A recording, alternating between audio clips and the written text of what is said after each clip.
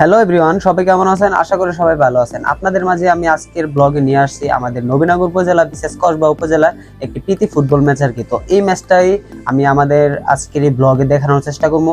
তো প্রথমে আমি আর আমার মুন্না ভাই কিন্তু চলে যাচ্ছি আমাদের মাঠে।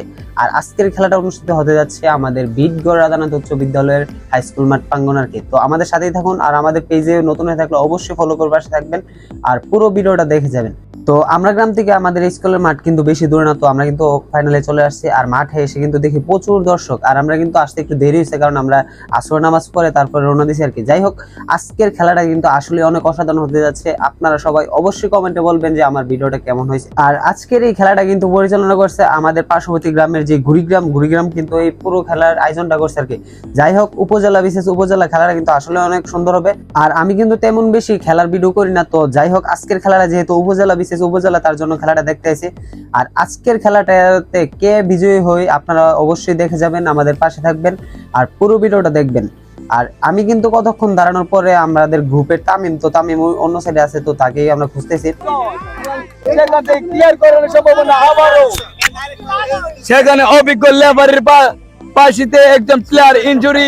আজকের খেলায় ভাষ্যকার না থাকার কারণে কিন্তু আমাদের গ্রামের শাহাবুদ্দিন অনেক সুন্দরভাবে ভাষণ দিতেছে।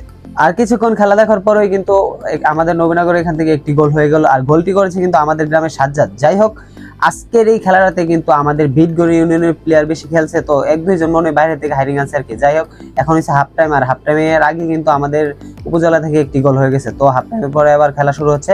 প্রথমত কিন্তু দর্শক অনেক কম ছিল, তো এখন আস্তে আস্তে কিন্তু একদম পুরো মাটি ফিল আপ হয়ে গেছে। আর ফুটবল প্রেমিক কিন্তু আসলে অনেক বেশি আমাদের গ্রাম থেকে বা বিভিন্ন আমাদের ইউনিয়নের যতগুলো গ্রাম আছে সবগুলো গ্রাম থেকে কিন্তু আজকের খেলাটা দেখার জন্য অনেকেই আসছে।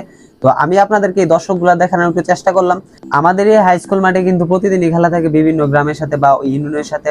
যাই হোক, কসবা উপজেলায় কিন্তু অবশেষে একটি গোল দিয়ে দিয়েছে, তো খেলা কিন্তু একদম জমে উঠেছে। এখন খেলা একে একে, আর দেখা যাক আজকের খেলায় কে বিজয়ী হয়। আপনারা আমাদের পাশেই থাকুন।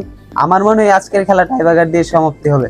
যাই হোক, দেখা যাক, বলা তো যায় না কে জিতে কে হারে। আর এখানে যারা নাচানাচি করতেছে তারা কিন্তু সবাই আমাদের গ্রামের, আর তারা কিন্তু অনেক আনন্দের সাথে আজকের এই খেলাটা উপভোগ করতেছে। তো অবশেষে কিন্তু আমি যেটা বলছিলাম যে আজকের খেলাটা মনে হয় টাইব্রেকারের সমাপ্তি হবে, তো এখানেও কিন্তু টাইব্রেকার হবে। তো আপনারা আমাদের সাথেই থাকুন, দেখা যাক আজকের বিজয়ী কোন দল হয়। প্রথমে কিন্তু আমাদের নবীনগর উপজেলা থেকে শট করা হয়েছে, তো দেখা যাক কি হয়। তো প্রথম শটে কিন্তু গোল। যাই হোক, এখানে কিন্তু অনেকগুলো শটই করা হয়েছে।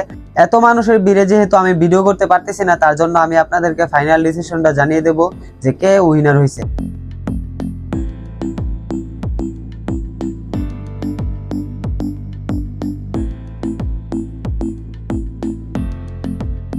ফাইনালি অবশেষে কিন্তু আমাদের নবীনগর উপজেলায় উইনার হয়ে গেল। তো আজকের ভিডিওটা কেমন লাগছে অবশ্যই কমেন্টে বলবেন। আসসালামু আলাইকুম।